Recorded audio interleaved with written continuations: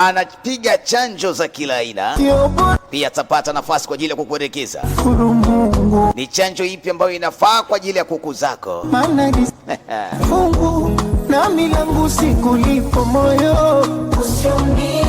Kwa hiyo pia anahusika kwa ajili ya kuweza kuuza vifaranga kwa wale ambao mnahitaji kufuga. Anaanza kuuza kuanzia kifaranga cha siku moja hadi cha miezi 6. Anakuuzia kwa bei ndogo sana. Nimekwambia ni hatari, ni shida. Bwana mdogo huyu anaitwa Nungu Maila, ndiye shughuli yake ni ufugaji wa kuku pamoja na ufanyaji biashara wa kuku za kila aina.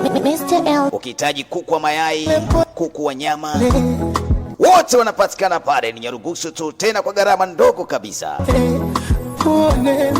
Kwa ninawakaribisha watu wote kwa ajili ya kuja kujifunza namna gani ya kuweza kufuga kuku kwa kisasa zaidi, lakini pia atakuelekeza namna gani utakavyoweza kuwachanja kwa chanjo za kila aina na vyakula kwa ajili ya kuharisha kuku hawa. Lakini